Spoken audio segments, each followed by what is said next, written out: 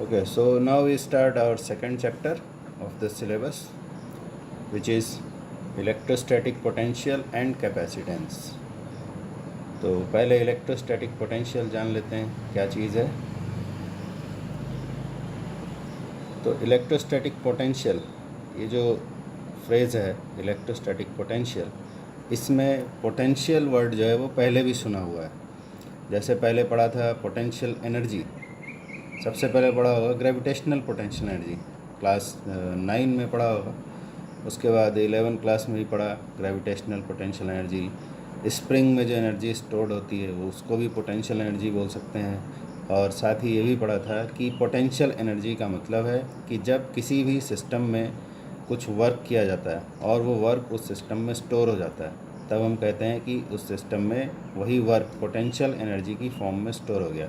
जैसे कि जब स्प्रिंग को खींचते हैं, स्प्रिंग को खींचने के लिए जो वर्क डन होता है, उसको खींचने में जो वर्क करना पड़ता है, वही स्प्रिंग में पोटेंशियल एनर्जी की फॉर्म में स्टोर हो जाता है। रबर बैंड या इलास्टिक बैंड को अगर हम खींचते हैं तो उसको खींचने के लिए जो वर्क करना पड़ता है वो सिस्टम में एनर्जी की फॉर्म में स्टोर हो जाता है। धनुष, तीर कमान जैसे, उसमें भी ऐसा ही होता है। तो ऐसे जितने भी सिस्टम जिनमें हमें कुछ चेंज लाना हो, सिस्टम में कुछ चेंज करना हो और उस चेंज के लिए हमें कुछ वर्क करना पड़ेगा, और वो वर्क क्यों करना पड़ता है कि उस सिस्टम के अंदर कुछ अपोजिंग फोर्सेस होते हैं जो उस चेंज को अपोज करते हैं।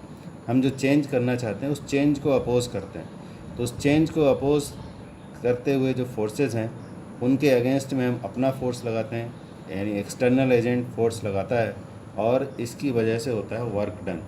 यही वर्क एनर्जी की फॉर्म में स्टोर हो जाता है। तो ऐसे जितने भी सिस्टम हैं जिनमें हम कुछ चेंज करें और एक अपोजिंग फोर्स हो जो उस चेंज को अपोज करे, तो हमें वर्क करना पड़ेगा, वही वर्क पोटेंशियल एनर्जी की फॉर्म में स्टोर हो जाएगा।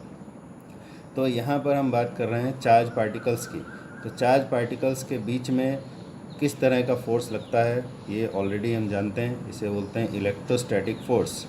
तो इलेक्ट्रोस्टैटिक फोर्स अगर कोई चार्ज पार्टिकल्स के सिस्टम में लग रहा है और हम उस फोर्स के अगेंस्ट अगर कोई चेंज करते हैं, उस फोर्स के अगेंस्ट अगर कोई चेंज करेंगे तो वो फोर्स अपोज करेगा, और अपोज करने की वजह से हमें वर्क करना पड़ेगा, और वही वर्क स्टोर हो जाएगा पोटेंशियल एनर्जी के फॉर्म में। ठीक है, तो ये वर्क कितना होगा, पोटेंशियल एनर्जी की फॉर्म में जो वर्क स्टोर होगा वो कितना होगा। तो मान लेते हैं कि एक सिस्टम है हमारे पास। तो अभी हम क्या पढ़ रहे हैं, अभी हम पढ़ रहे हैं electrostatic potential energy. Electrostatic potential energy. तो what is electrostatic potential energy, पहले इसको समझ लेते हैं। तो सपोज़ हमारे पास दो पॉइंट चार्जेस का एक सिस्टम है। मान लो ये एक पॉइंट चार्ज है प्लस Q1, और इससे कुछ डिस्टेंस पर, मान लो कि इस जगह पर एक दूसरा पॉइंट चार्ज रखा गया है, इस पर चार्ज है प्लस Q2, और इनके बीच में डिस्टेंस है R। ये सपोज़ पॉइंट्स A और B इनके पोजीशन है। ठीक है, तो ये एक सिस्टम ऑफ पॉइंट चार्जेस बना लिया हमने, एक सिस्टम ऑफ पॉइंट चार्जेस है। तो इस सिस्टम को जब बनाया जा रहा होगा, या ऐसा कह लो कि ये सिस्टम जब बन चुका है, तो इस सिस्टम में अगर हम कोई भी चेंज करते हैं, मान लो कि इस Q2 चार्ज की पोजीशन चेंज करते हैं, सपोज़ इस जगह पर लेकर आना चाहते हैं, C पॉइंट पर इस Q2 चार्ज को लेकर आना चाहते हैं। ठीक है, तो यहाँ पर कुछ फोर्सेस एक्ट कर रहे होंगे। यहाँ दोनों ही चार्ज पार्टिकल्स पॉजिटिव हैं, तो इनके बीच में रिपल्सिव फोर्स एक्ट कर रहा होगा। Q2 पर फोर्स इस डायरेक्शन में लगेगा, force on 2 due to 1। Similarly Q1 पर फोर्स इधर लगेगा, force acting on 1 due to 2। ठीक है, तो इनके बीच में रिपल्सिव फोर्स है।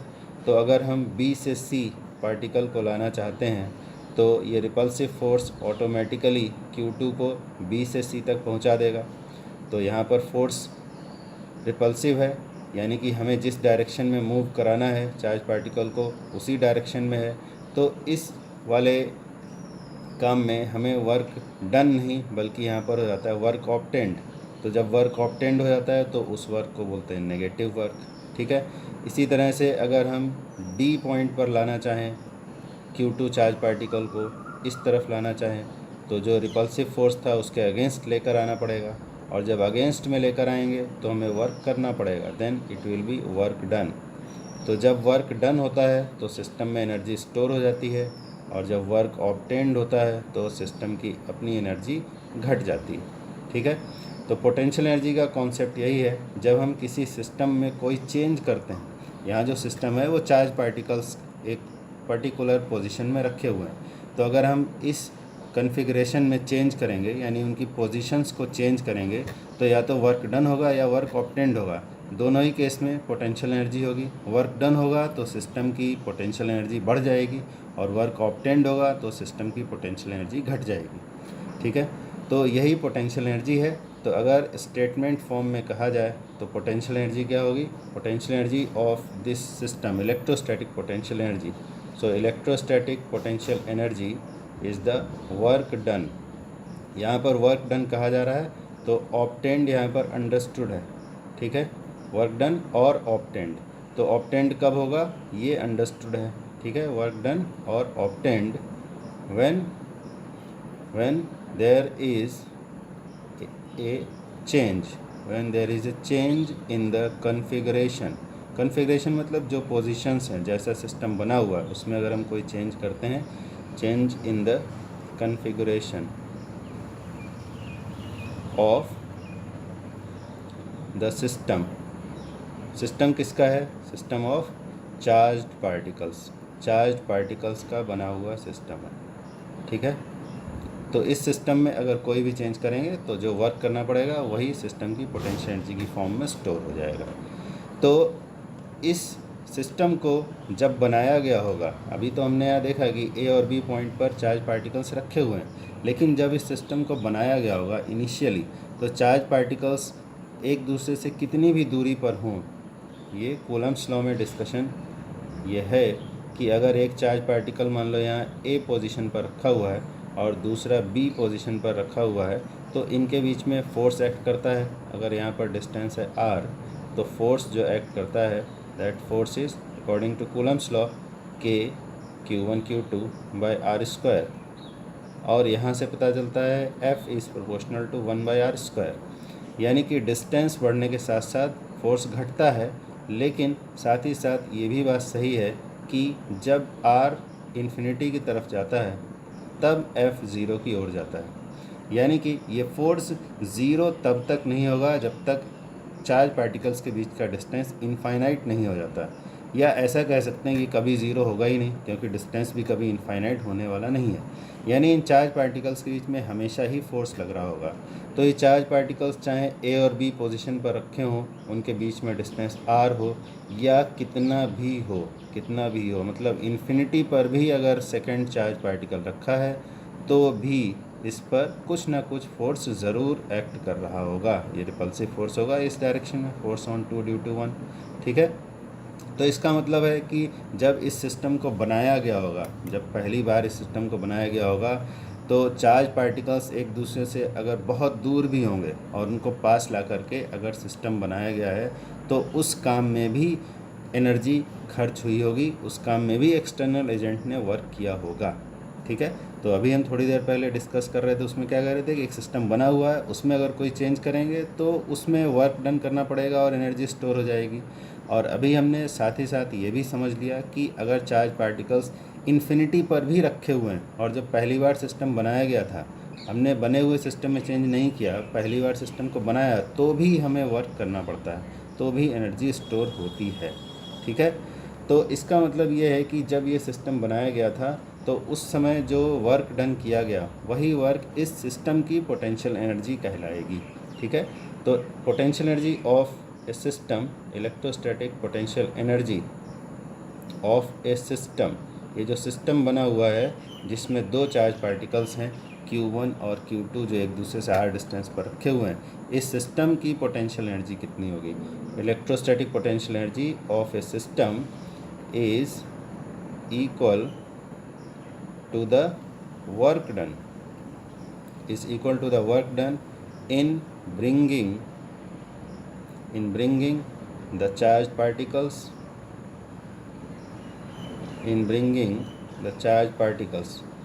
from infinity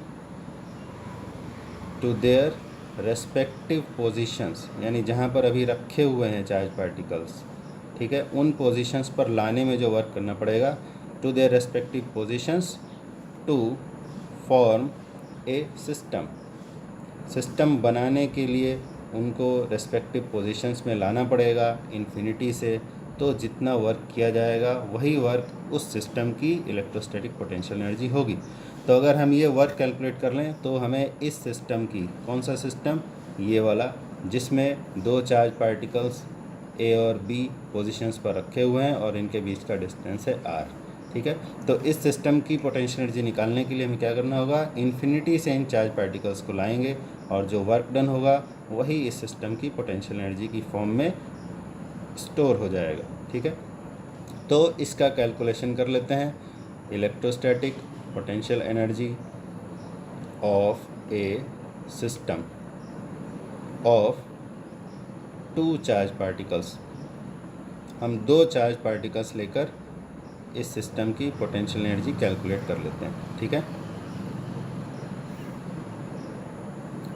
तो दो चार्ज पार्टिकल्स जैसे अभी लिए थे उसी तरह से यहाँ पर एक चार्ज पार्टिकल को रख दिया ए पोजीशन पर, प्लस Q1 इस पर चार्ज है, plus Q1 is the charge on this charge particle, और दूसरा चार्ज पार्टिकल इससे r डिस्टेंस पर मान लो यहाँ पर रखा जाएगा, इस पर प्लस Q2 चार्ज है और ये B पोजीशन है, ठीक है। तो यहाँ पर और एक इम्पॉर्टेंट बात है जो कैलकुलेशन को समझने के लिए ज़रूरी है कि दोनों चार्ज पार्टिकल्स को इन्फिनिटी से लेकर आने में जो वर्क किया जाएगा उसके लिए हमें एक पार्टिकल को इधर से इधर लाना होगा माइनस इन्फिनिटी से, एक को प्लस इन्फिनिटी से लाना होगा।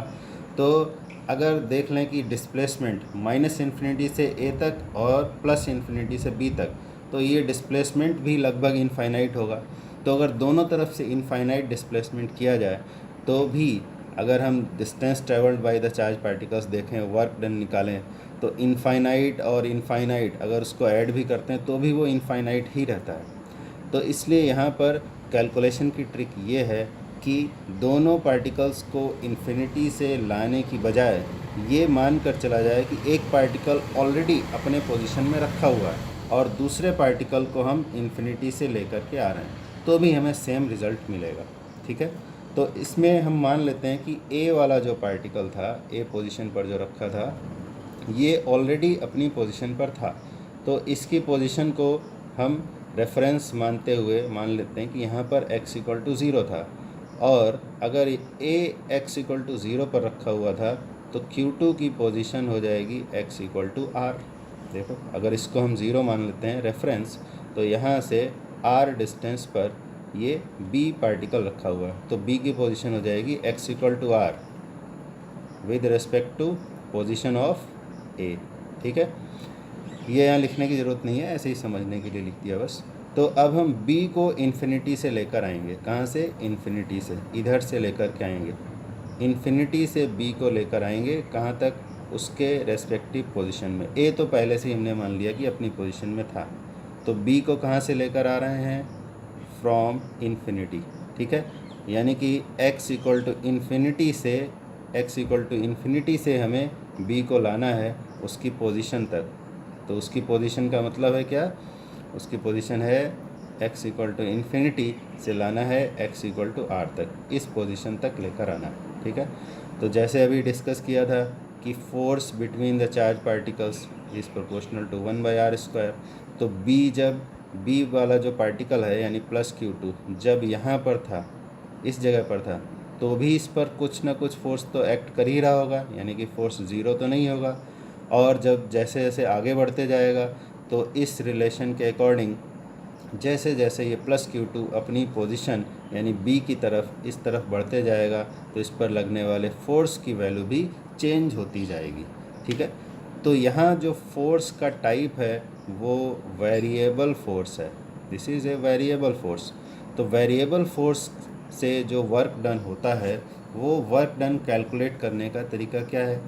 अगर कांस्टेंट फोर्स होता है तो हम सीधा फोर्स इनटू डिस्प्लेसमेंट कर देते हैं, लेकिन अगर वेरिएबल फोर्स है तो वेरिएबल फोर्स से किया गया वर्क डन निकालने के लिए हम इंटीग्रेशन टेक्निक यूज़ करते हैं। सिमिलर काम हमने तब भी किया था जब ग्रेविटेशनल पोटेंशियल एनर्जी कैलकुलेट किया था। ठीक है, तो सपोज़ इस वेरिएबल फोर्स की वजह से हमें वर्क डन कैलकुलेट करना है तो उसके लिए इंटीग्रेशन टेक्निक यूज़ करेंगे। तो इंटीग्रेशन टेक्निक के लिए क्या करना होता है, एक जब इसको x इक्वल टू इन्फिनिटी से x equal to r position तक लेकर आ रहे हैं तो बीच में कोई एक इंटरमीडिएट पोजीशन हमें लेना होगा। कोई इंटरमीडिएट पोजीशन, मान लो कि ये पोजीशन हमने ले लिया, यहाँ पर ये पोजीशन ले लिया जब Q2 को इन्फिनिटी से b की तरफ लाया जा रहा है। तो ये एक पोजीशन था जिसको हमने मान लिया कि ये x इक्वल टू x है। ठीक है, और इस पोजीशन का नाम हम लिख देते हैं कुछ। इस पोजीशन का नाम हमने लिख दिया, मान लो कि चलो लिख देते हैं r पोजीशन पर है। ठीक है, और हमें लाना किधर है, इस तरफ लेके आना है। तो r से मान लो थोड़ा सा और आगे बढ़ाया, इस पोजीशन पर ले आए। भले ही यहाँ पर ये डिस्टेंस ज़्यादा दिखाई दे रहा है, मान लो ये s है, तो भले ही यहाँ पर r s के बीच में गैप ज़्यादा दिखाई दे रहा है, बट ये गैप बहुत ही छोटा है, इनफाइनाइटली स्मॉल है। ठीक है, तो x पोजीशन पर r था, थोड़ा सा हमने इस तरफ डिस्प्लेस किया। कितना डिस्प्लेस किया, मान लो कि dx डिस्प्लेसमेंट किया। ठीक है, r से s का बहुत इनफाइनाइटली स्मॉल डिस्प्लेसमेंट है, दैट इज़ dx। तो इस स्मॉल डिस्प्लेसमेंट के लिए r से s जो डिस्प्लेसमेंट हुआ है उसके लिए पहले वर्क कैलकुलेट करेंगे। तो वो वर्क का कैलकुलेशन कैसे होगा, तो जब पार्टिकल इस पोजीशन पर है, r पोजीशन पर, तो देखें कि फोर्स किस तरफ एक्ट कर रहा है। तो क्योंकि हमारा जो यहाँ जो पोजीशन a में रखा हुआ पार्टिकल है वो भी पॉजिटिवली चार्ज है, और जिस पार्टिकल को हम लेकर के आ रहे हैं वो भी पॉजिटिवली चार्ज है। ठीक है, तो जब ये पार्टिकल्स दोनों ही पॉजिटिवली चार्ज हैं तो यानी कि ये जो सेकंड वाला पार्टिकल है इस पर लगने वाला फोर्स रिपल्सिव होगा। रिपल्सिव होगा यानी कि इस डायरेक्शन में होगा। तो ये है force acting on plus Q2 when it is at position x। तो इसको हम लिख देते हैं Fx। ठीक है, तो Fx हमारा फोर्स हो गया और dx डिस्प्लेसमेंट हो गया। ठीक है, तो फोर्स और डिस्प्लेसमेंट के डायरेक्शन हमें पता चल गए, तो वर्क डन की कैलकुलेशन आसानी से हो जाएगी। ठीक, तो अब वर्क डन कैलकुलेट करते हैं for this small displacement dx। तो यहाँ पर क्या लिखते हैं, work done for small displacement dx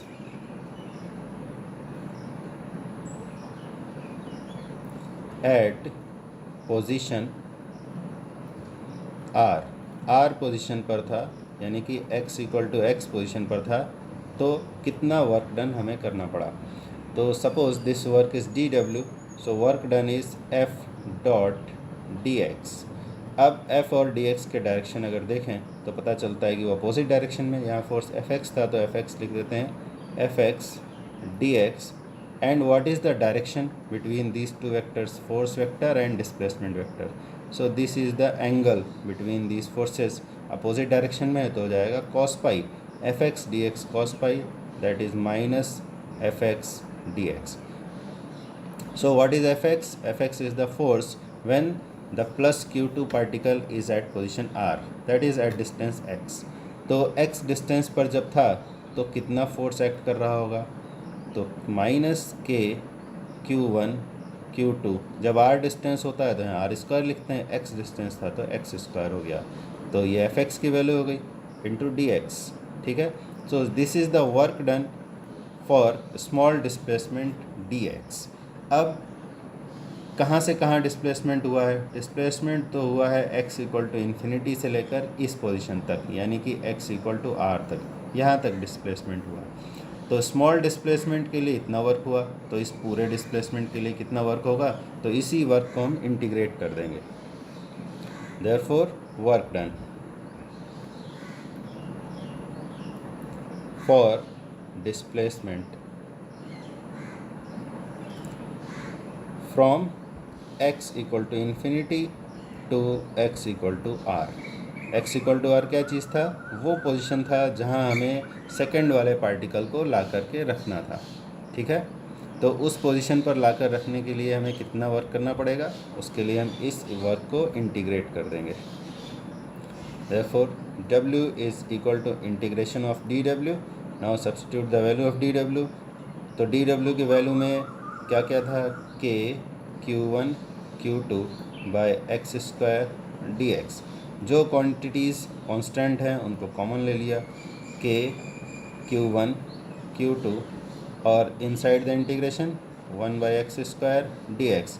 और कहाँ से कहाँ तक इंटीग्रेट करना था, x इक्वल टू इन्फिनिटी से x इक्वल टू आर तक, यानी इन्फिनिटी से r तक हमें 1 बाई एक्स स्क्वायर को इंटीग्रेट करना है। तो when we integrate 1 by x square it comes out to be -1 by x and limit is from infinity to r।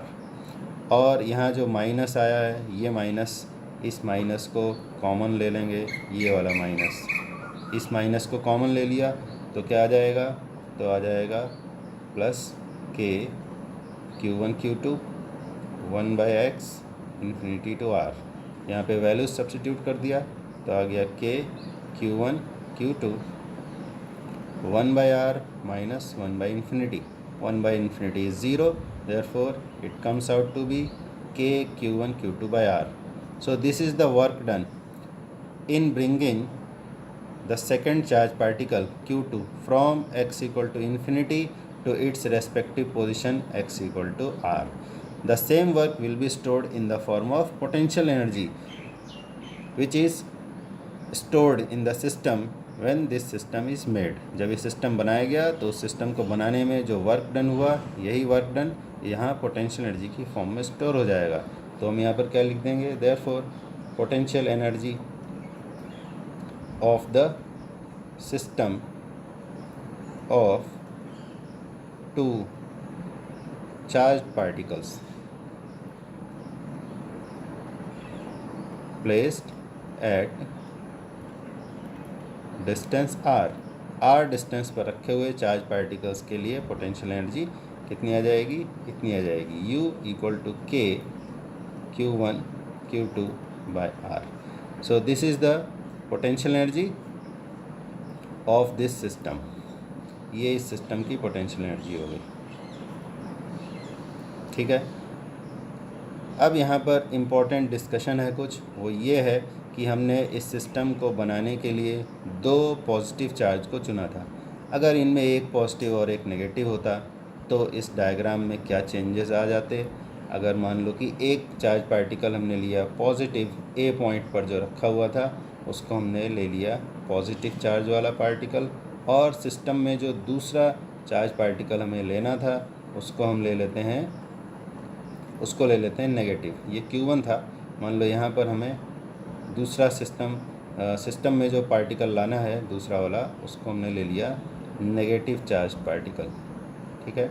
और बिल्कुल वैसे ही x इक्वल टू 0 पोजिशन ये मान लेंगे और इसको x equal to r position मान लेंगे, क्योंकि दोनों के बीच में डिस्टेंस हमें रखना है r। तो डायग्राम में क्या चेंज आएगा, उससे कैलकुलेशन में क्या चेंज आएगा यहाँ से समझ सकते हैं। तो इसमें भी हमें B पर जो पार्टिकल है प्लस Q2 वाला, उसको इन्फिनिटी से लेकर आना है। ये माइनस Q2 इन्फिनिटी पर था, ठीक है, इसको इस तरफ लेकर आना है। तो यहाँ कैलकुलेशन में जो चेंज आएगा वो ये आएगा कि जब हम इंटरमीडिएट पोजीशन के लिए यहाँ पर मान लो पार्टिकल को रखेंगे x equal to x position पर, और जब फोर्स और डिस्प्लेसमेंट का डायरेक्शन देखेंगे तो हमें लाना किस तरफ है, इस तरफ लेकर आना है। तो डिस्प्लेसमेंट का डायरेक्शन भी इस तरफ आ जाता है, और क्योंकि फोर्स अट्रैक्टिव होगा इस बार, देखो दोनों चार्ज पार्टिकल अपोजिट नेचर के हैं, तो फोर्स अट्रैक्टिव होगा, यानी कि फोर्स का डायरेक्शन भी इधर ही आ जाएगा। तो जब फोर्स और डिस्प्लेसमेंट एक ही डायरेक्शन में आ जाएंगे तो dW के कैलकुलेशन में fx dx जो था यहाँ पर आ जाएगा fx dx cos 0, यानी कि fx dx आएगा। पहले वाले डेरिवेशन में क्या हो रहा था, यहाँ पर देखें एक माइनस साइन भी आ रहा था, ये देखो, ये यहाँ पर माइनस साइन आ रहा था। क्यों आ रहा था, क्योंकि यहाँ जो एंगल था वो cos पाई था, ठीक है। तो यहाँ पर क्या हुआ, यहाँ पर प्लस fx dx आया। अब जब कैलकुलेशन करेंगे, जब वर्क डन निकालेंगे तो यहाँ पर आ जाएगा क्या, माइनस K Q1 Q2, और जो इंटीग्रेशन था, इंटीग्रेशन में जो माइनस आया था, यहाँ पर अभी हमारा प्लस आया है, लेकिन इंटीग्रेशन में जो माइनस था -1/x इन्फिनिटी से r, जब इस माइनस को इधर कॉमन ले लेंगे तब यहाँ पर नेगेटिव हो जाएगा, तो हमारा फाइनल रिज़ल्ट जो होगा वो नेगेटिव आएगा। ठीक है, तो इस बात के दो मतलब हैं, इसको मैथमेटिकली भी समझ सकते हैं और थ्योरेटिकली भी। तो यहाँ जो पोटेंशियल एनर्जी आएगी इस वाले सिस्टम में वो आएगी -Q1 Q2/r। ठीक है, और जो पिछला केस था उसमें पोटेंशियल एनर्जी कितनी आई थी, जब दोनों को पॉजिटिव लिया तब ये पोटेंशियल एनर्जी आई थी K Q1 Q2/r, positive energy आई। और ये वाला जो केस है इसमें हमारी जो पोटेंशियल एनर्जी है वो नेगेटिव आई।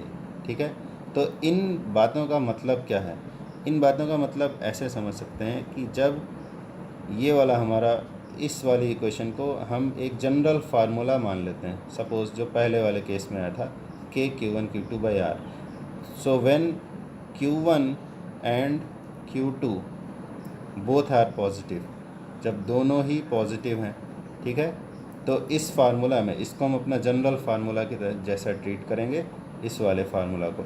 ठीक है, जब दोनों पॉजिटिव हैं तो इसमें Q1 और Q2 दोनों की वैल्यू अगर पॉजिटिव ली जाए तो क्या आ जाता है, K Q1 Q2/r।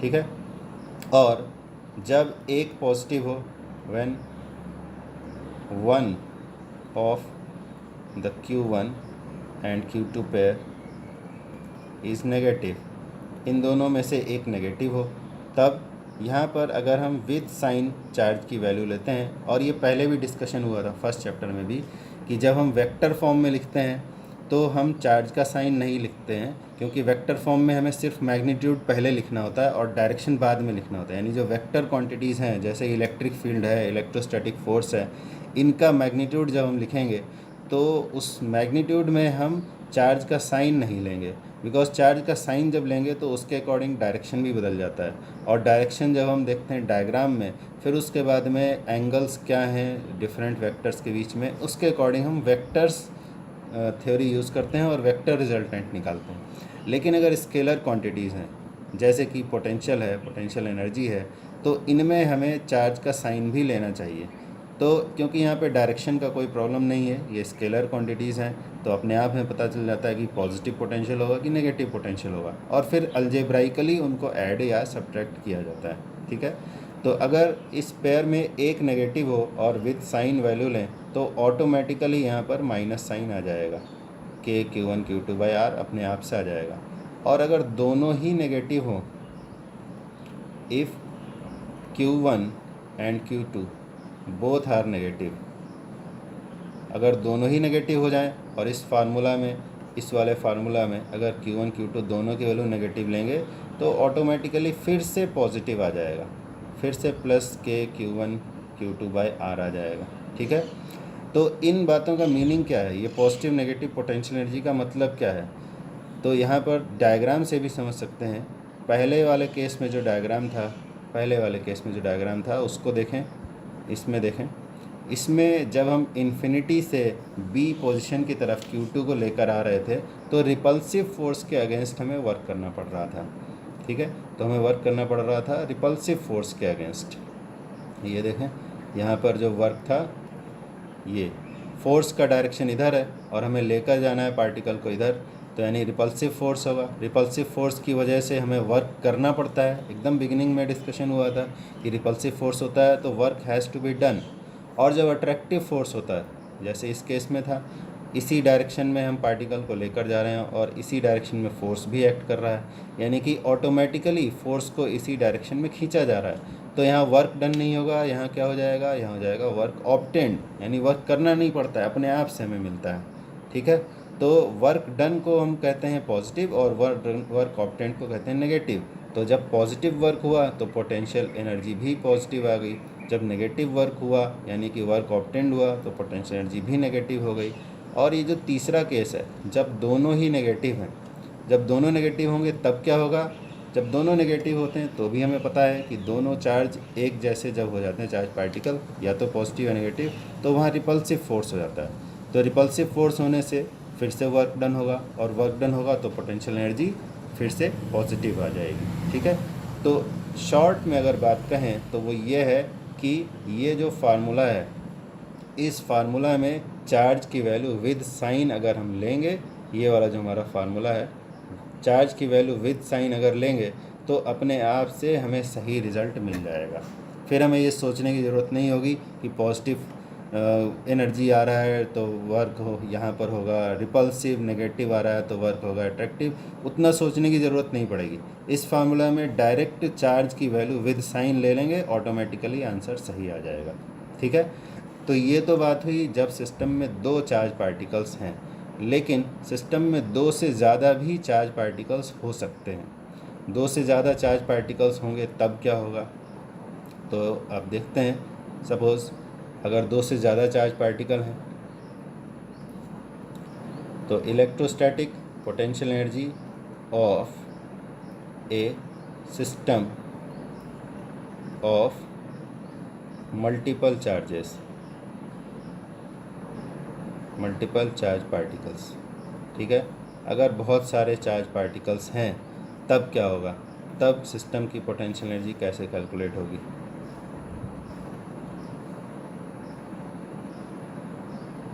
तो मान लो कि हमारे पास बहुत सारे चार्ज पार्टिकल्स हैं, यहाँ पर ए पोजीशन पर रखा हुआ है +Q1, बी पोजीशन पर रखा हुआ है मान लो +Q2, सी पोजीशन पर रखा हुआ है मान लो -Q3। पॉजिटिव नेगेटिव कैसे भी हो सकते हैं, मान लो यहाँ रखा है -Q3, और एक भी ले लेते हैं, मान लो कि यहाँ पर ले लिया हमने ये, चलो इसको भी नेगेटिव ले लेते हैं, यहाँ पर +Q4 डी पोजीशन में रखा हुआ है। ठीक है, और इनके बीच में जो डिस्टेंसेस हैं, ये डिस्टेंसेस हैं, ए और बी के बीच में जो डिस्टेंस है, ये डिस्टेंस है मान लो R12 लिख लेते हैं। 1 और 3 के बीच में जो डिस्टेंस है उसको R13, और 3 और 4 के बीच में जो डिस्टेंस है, let this is R24। Similarly 1 और 4 के बीच में जो डिस्टेंस है दैट इज़ R14, और 2 और 4 के बीच में डिस्टेंस है R24। ठीक है, यहाँ पर R34 होगा।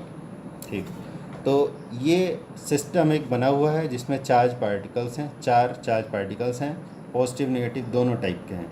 तो इस सिस्टम की पोटेंशियल एनर्जी कैसे लिखी जाए, तो यहाँ पर भी बेसिक कॉन्सेप्ट वही है कि इन चार्ज पार्टिकल्स को इन्फिनिटी से अपने अपने रेस्पेक्टिव पोजीशंस में लाया गया होगा। रेस्पेक्टिव पोजीशंस मतलब यही ABCD जो पोजीशंस है।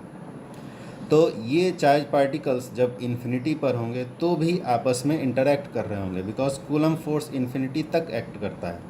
तो एक दूसरे पर फोर्स लगा ही रहे होंगे, 1 2 पर लगा रहा होगा, 1 2 पर लगा रहा होगा, 3 पर भी फोर्स लगा रहा होगा, 4 पे भी लगा रहा होगा। ठीक है, तो सारे चार्ज पार्टिकल एक दूसरे पे फोर्स लगा रहे होंगे। तो जब इन्फिनिटी से इनको लाया जा रहा होगा तो 1 will be interacting with all other 3 particles, 2 will be interacting with all other 3 particles. Similarly 3 जो होगा वो 1 2 4 पे फोर्स लगा रहा होगा, 4 होगा वो 1 2 और 3 पर फोर्स लगा रहा होगा, यानी सभी पार्टिकल एक दूसरे पर फोर्स लगा रहे होंगे, और जिसकी वजह से हमें जो इंटरेक्शन होगा उसकी वजह से वर्क करना पड़ेगा, और वही वर्क इस सिस्टम की पोटेंशियल एनर्जी की फॉर्म में स्टोर हो जाएगा। तो all the particles are interacting with each other. तो इस सिस्टम की जो पोटेंशियल एनर्जी होगी that will be due to interaction of 1 and 2, due to interaction of 1 and 3, due to interaction of 1 and 4. Similarly, potential energy due to interaction of 2 and 3, potential energy due to interaction of 2 and 4, and potential energy due to interaction of 3 and 4. ठीक है, तो हर particle बाकी के जितने particles हैं सभी के साथ इंटरेक्ट कर रहा होगा, और उस इंटरेक्शन की वजह से हमें वर्क करना पड़ेगा, और वही वर्क यहाँ पोटेंशियल एनर्जी की फॉर्म में स्टोर हो जाएगा। तो energy due to interaction of 1 and 2 अगर हमें लिखना है तो उसी फार्मूला का यूज़ करें। तो क्या फार्मूला था, K Q1 Q2, यहाँ पर विद साइन वैल्यूज़ लेना है चार्ज की, जैसा अभी डिस्कशन हुआ था, और इनके बीच में डिस्टेंस है R12, और यहाँ पर जब हम 1 और 3 की एनर्जी लिखेंगे तो यहाँ देखें Q1 तो पॉजिटिव है लेकिन Q3 नेगेटिव है, तो यहाँ पर Q3 की वैल्यू विद साइन लेना है। ठीक है, यहाँ हो जाएगा R13।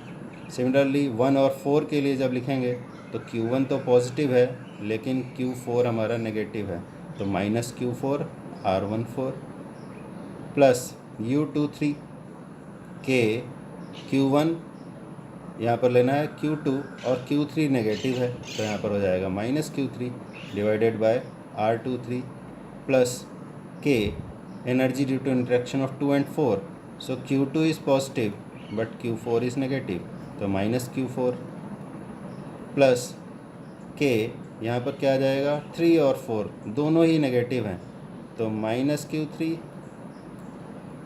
और -Q4 डिवाइडेड बाय R34, ठीक है। तो अब इसके बाद में प्लस माइनस जो यहाँ लिखा हुआ है उसको हम सॉल्व कर लेंगे और फाइनली जो पोटेंशियल एनर्जी आ जाएगी वो हमें मिल जाएगी। तो इन सिग्मा नोटेशन अगर हमें लिखना है तो यहाँ पर K तो कॉमन आ जाता है और यहाँ पर क्या आ जाएगा QI QJ और distance between I and J, ये लिख दिया हमने। I और J का मतलब क्या है, I की वैल्यू 1 से लेकर कहाँ तक है 4 तक है और J की वैल्यू भी कहाँ से लेकर कहाँ तक है 1 से लेकर 4 तक है। तो इन शॉर्ट ऐसे भी लिख सकते थे हम, ऐसे भी लिख सकते हैं I, J करके लिख देते हैं I, J from 1 to 4, but here one more important thing is there that also have to be written, I will not be equal to J। I और J कभी भी इक्वल नहीं होंगे, बिकॉज I और J अगर equal हो गए तो उसका मतलब होगा कि Q1 बाय R11। Q1 का मतलब क्या है कि Q1 का अपने ही ऊपर लगाए गए फोर्स की वजह से जो वर्क डन होगा वो वाला work done, potential energy means work done. तो Q1 का मतलब क्या हुआ कि Q1 अपने ही ऊपर फोर्स लगा रहा था, उससे जो वर्क हुआ उससे जो पोटेंशियल एनर्जी आई वो एनर्जी। तो ये बात तो इसका कोई मीनिंग नहीं है क्योंकि कोई चार्ज पार्टिकल अपने ही ऊपर फोर्स नहीं लगा सकता, ठीक है। तो Q1 या Q2 या Q3 Q4 कभी नहीं आना चाहिए, इसीलिए यहाँ पर लिख दिया गया I is not equal to J। I कभी भी J के बराबर नहीं होगा, ठीक है। तो ये सिग्मा नोटेशन में हमने एनर्जी को लिख लिया, क्लियर है। तो यहाँ पर कभी कभी होता है कि कितने टर्म आएंगे, कितने पार्टिकल होंगे तो कितने टर्म आएंगे। जैसे यहाँ पर चार चार्ज पार्टिकल थे तो कितने टर्म आए, 1 2 3 4 5 और 6 टर्म्स हमें मिले, 6 टर्म्स आएंगे पोटेंशियल एनर्जी में। तो अगर कभी गलती से छूट जाए एक टर्म तो आंसर हमारा गलत हो जाएगा। तो इसको याद कैसे रखेंगे, यहाँ पर मैथमेटिक्स का सिंपल जो चीज़ होता है कॉम्बिनेशन, उसको यूज़ रखेंगे, उसको याद रखेंगे। अगर n पार्टिकल्स हैं और 2 का पेयर बनाना है तो टोटल कितने बनेंगे NC2। तो चार अगर पार्टिकल्स थे तो 4C2 कितना हो जाएगा 6 हो जाएगा। 3 अगर पार्टिकल्स थे तो 3C2, तो कितने हो जाएंगे 3C2 कितना होगा फैक्टोरियल 3 फैक्टोरियल 2 फैक्टोरियल 1, ठीक है, कितना आ जाएगा 3, ठीक है। तो इस तरह से हमें गलत नहीं होगा, पता चल जाएगा कि कितने चार्ज पार्टिकल हैं तो कितने टर्म्स आएंगे। इन जनरल 4 से ज़्यादा नहीं आते हैं एग्ज़ाम में, क्योंकि अगर 4 से ज़्यादा दिए जाएंगे तो कैलकुलेशन में काफ़ी टाइम लग जाएगा, तो इसलिए 4 से ज़्यादा दिए नहीं जाते हैं। और क्वेश्चन इसका कैसे बनता है, क्वेश्चन में या तो चार्ज पार्टिकल्स को किसी ट्रायंगल के वर्टिसेस पर रख दिया जाता है। मान लो कि ये हमारा क्वेश्चन है, इसमें एक ट्रायंगल ले लिया, ट्रायंगल के वर्टिसेस पर चार्ज पार्टिकल्स को रख दिया, यहाँ पर एक रख दिया, यहाँ पर एक रख दिया और ये वाला सपोज नेगेटिव ले लिया, ठीक है। ये Q1, ये प्लस Q2, ये माइनस Q3, इस तरह से कुछ अरेंजमेंट दिया रहेगा। और ट्रायंगल में बता दिया जाएगा कि ये इक्विलेटरल ट्रायंगल है या आइसोसेलेस ट्रायंगल है, ऐसा कुछ बता दिया जाएगा। यानी कि ये डिस्टेंसेस हमें पता होंगी और इस पूरे सिस्टम की पोटेंशियल एनर्जी बताओ कितनी होगी। तो इस तरह का क्वेश्चन आता है।